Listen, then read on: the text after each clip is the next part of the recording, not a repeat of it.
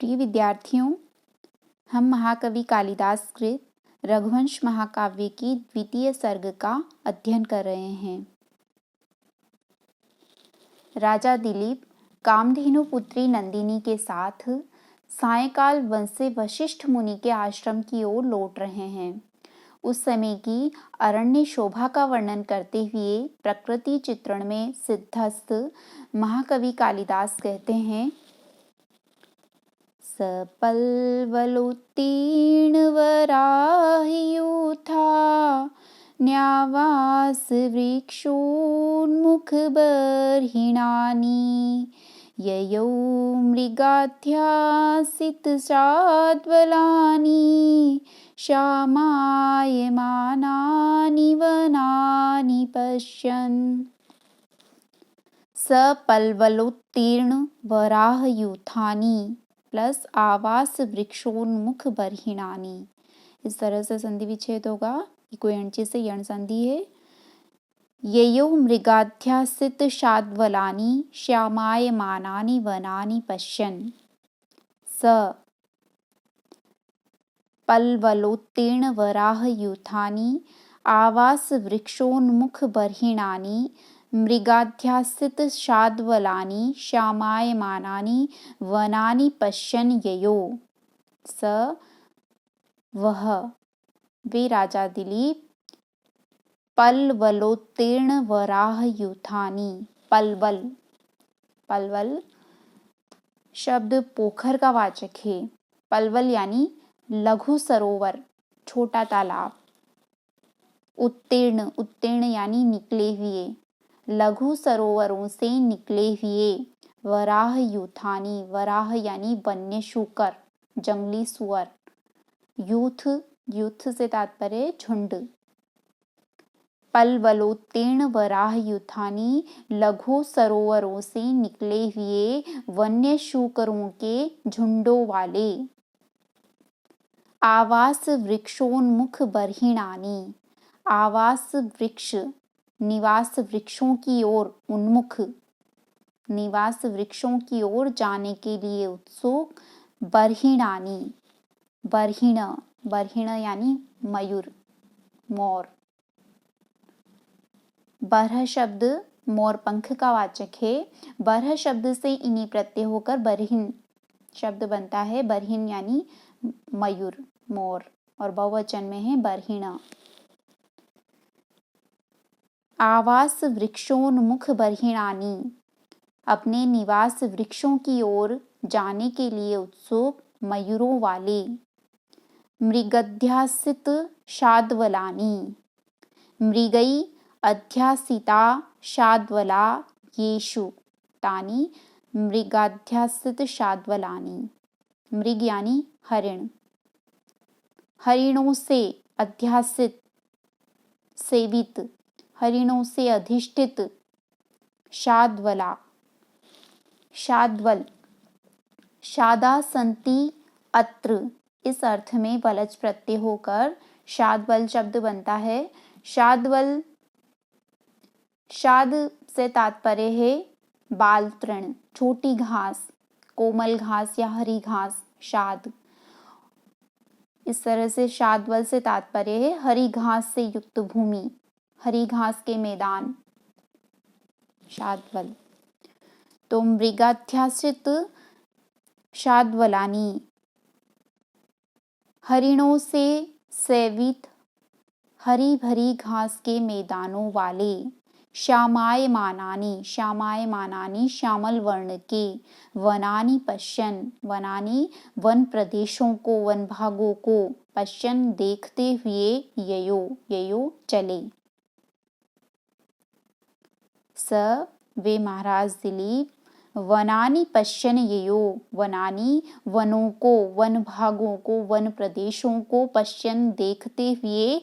ययो चले, कैसे वन प्रदेशों को देखते हुए चले, उसके 4 विशेषण आए हैं। प्रथम विशेषण है वनानि का, पल्वलोत्तीर्ण वराहयूथानि।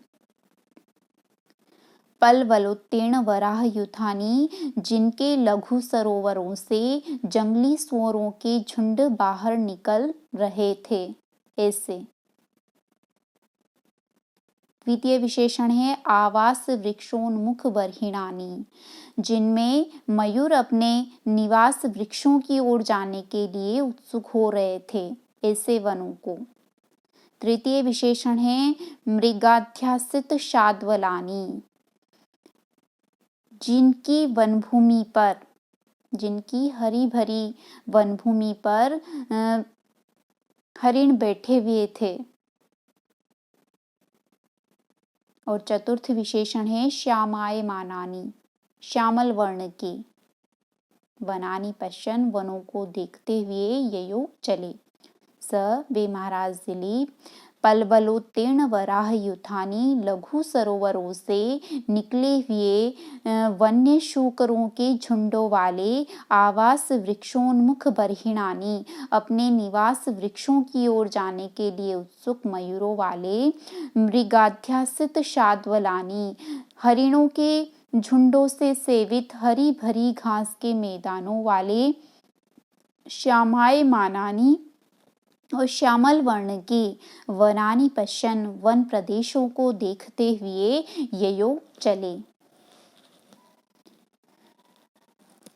दोपहर की प्रचंड धूप से परिश्रांत होकर वे जंगली सुअर लघु सरोवरों में प्रविष्ट हो गए होंगे और सायंकाल सूर्यास्त जनित शीतलता होने से संप्रति वे उन पोखरों से बाहर निकल रहे थे।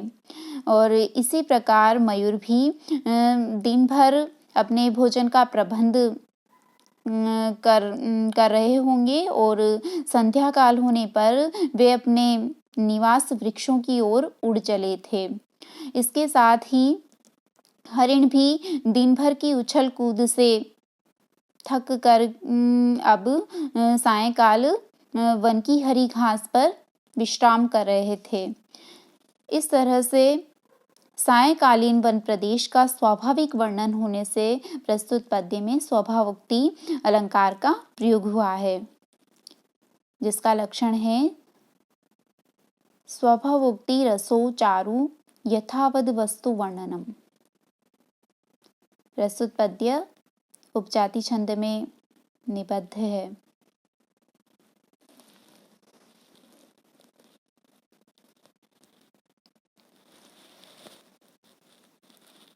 आगे प्रस्तुत पद्य में नंदिनी तथा राजा दिलीप की मंद और आकर्षक गति का वर्णन किया गया है।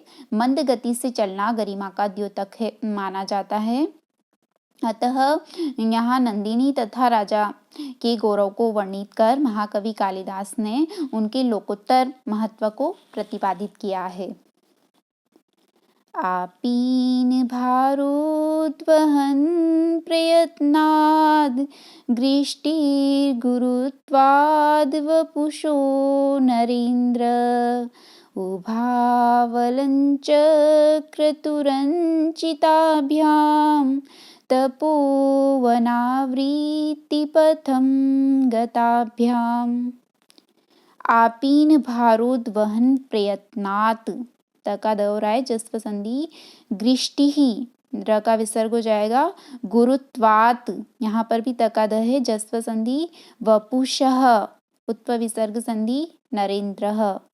उभौ प्लस अलंग चक्रतुः, यहाँ पर अयादि संधि है एचो अयवायाव सूत्र से और अलंग अलं चक्रतुः, यहाँ र का विसर्ग हो जाएगा निकलेगा अंचिताभ्याम तपोवनावृत्ति पथम गताभ्याम। अन्वय है आपीन भारोद्वहन प्रयत्नात् गृष्टिः वपुष गुरुत्वात् नरेन्द्रः उभौ अंचिताभ्याम गताभ्याम तपोवनावृत्ति पथम अलं चक्रतुः। आपीन भारोद्वहन प्रयत्नात्, आपीन यानी स्थूल, मोटा, भरा पूरा, विशाल, मांसल, हृष्ट पुष्ट। आपीन भारोद्वहन प्रयत्नात्, स्थूल भार को धारण करने के प्रयास के कारण, स्थूल स्तनों के भार को धारण करने के प्रयास के कारण, पुष्ट अयन के भार को धारण करने के ढोने के प्रयास के कारण। गृष्टि, गृष्टि शब्द एक बार ब्याई हुई गो के अर्थ में प्रयुक्त हुआ है। सकृत प्रसूता गोः गृष्टि।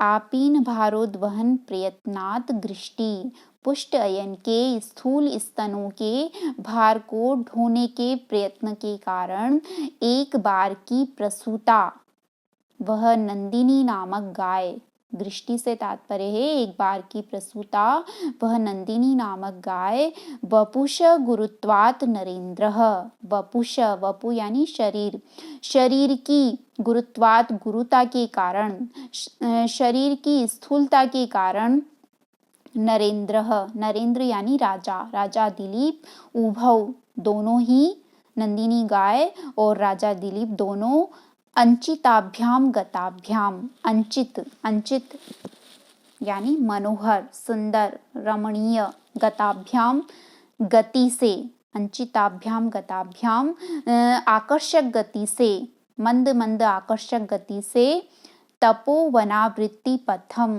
तपोवन की ओर, आवृत्ति पथम, आवृत्ति यानी लौटने के, पथ मार्ग को, अलंचक्रतु अलंकृत कर रहे थे।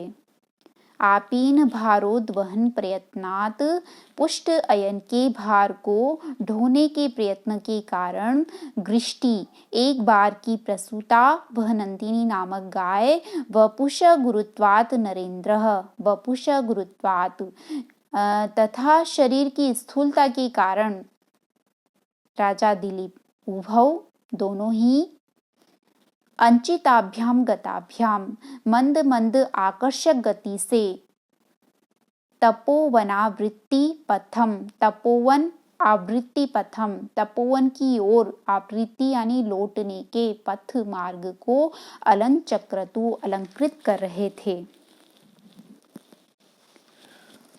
एक बार की ही प्रसूता होने के कारण अर्थात प्रथम बार मां बनने से नंदिनी का अयन भार उसके तेज चलने में बाधक बताया गया है और राजा की मंद गति का कारण है उसके शरीर की स्थूलता, उसके शरीर का भारी होना। इस तरह मंद गमन में हेतु कथन से प्रस्तुत पद्य में काव्यलिंग अलंकार का प्रयोग हुआ है और साथ ही नंदिनी और दिलीप के समान धर्म संबंध से यहाँ पर तुल्योगिता अलंकार का भी प्रयोग है। प्रस्तुत पद्य उपजाति छंद में निर्मित है जिसका लक्षण है अनंत रोदीरित लक्ष्म भाजौ पादौ यदीयावुपजात यस्ता इत्थम किलान्या स्वपि मिश्रितासु वदन्ति जातिश विद्मेव नाम। उपजाति छंद प्राय इंद्रवज्रा और उपेंद्रवज्रा छंद का मिश्रण होता है। इति शुभम।